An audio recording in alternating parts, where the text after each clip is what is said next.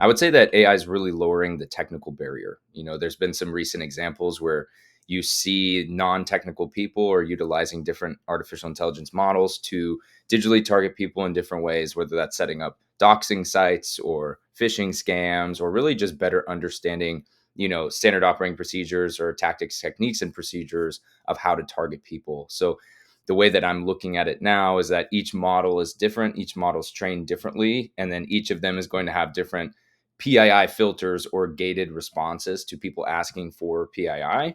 But at the end of the day, you can always ask the model to help you better understand from an analytical perspective what are some gold standard targeting methods to do X, Y, or Z. And then that model will still present to you, hey, like I can't run this in this environment. However, these are things that you could search, right? So really it's giving a technical expertise to somebody that's non-technical.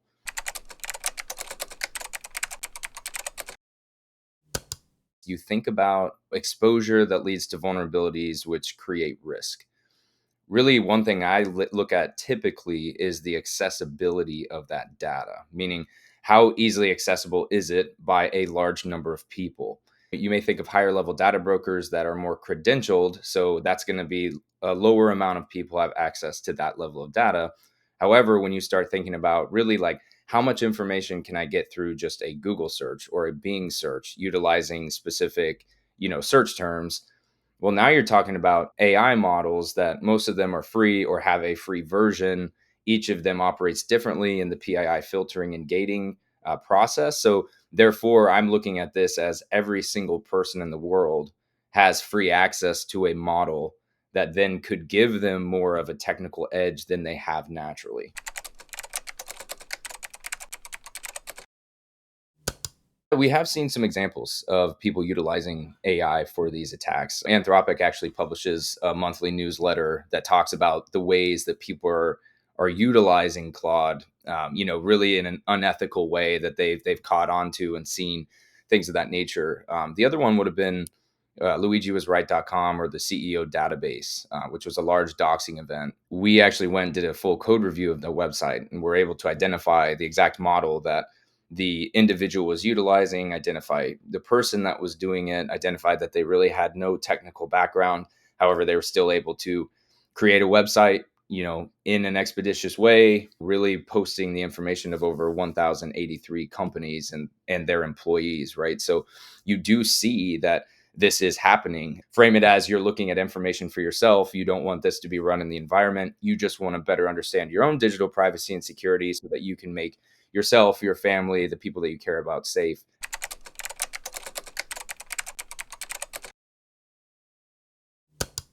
At the end of the day, I actually see this as a positive for security teams because if you know that a threat actor can go utilize this model or this model or this model to target your principal, then you could actually do the exact same thing, right? You could go query these different models. You could then go and look and say, okay, these are the links that are being presented to say, hey, like I want you to have citations for every piece of PII that you find, every type of exposure that led to a vulnerability that I can actually reduce that risk from. Then you almost have like a task list, right?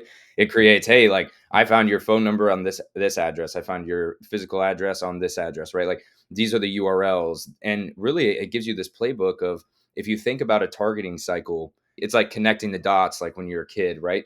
It's the exact same thing. So, what you can see is like, okay, threat actors utilizing this model. That gives me full transparency and elucidation into everything that threat actor can see. So, if I can go and remove my information from this site, I can go change my name and the registered agent on my LLC so that this site will drop from Google search results, right? It just lays it out for you. And so to me, it's actually a very positive thing because again, if you have a team that's not as technical in the digital targeting, but they're, professionals and extremely proficient in the physical, protection world, well, now they actually, their level can be raised as well. So you at the same time can see exactly what a threat actor is seeing. And then that gives you a kind of steps forward to get that information removed.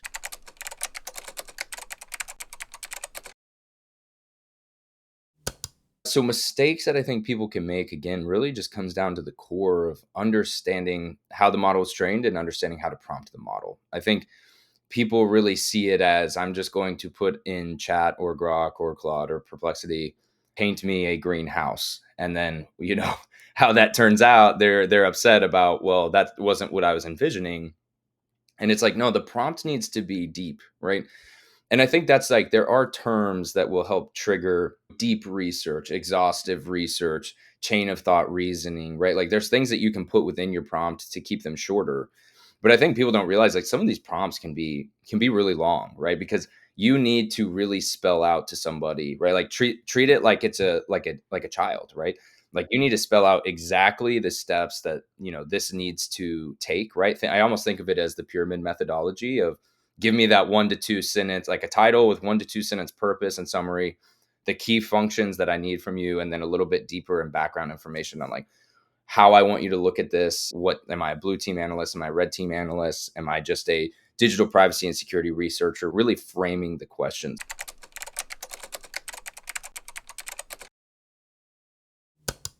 Yeah, so I think the one takeaway I'd want people to remember is just to start, right? Don't look at AI as a hurdle. Really, like you're stopping yourself from understanding what that AI model can help you and your team better understand about your own digital footprint and the digital footprint of the ones that you protect. So again, I would say just start somewhere. Dive into prompt engineering, dive into understanding the digital attack surface that these models can help you understand, because we know that threat actors are utilizing this technology. So utilize that to your advantage to better understand your security posture.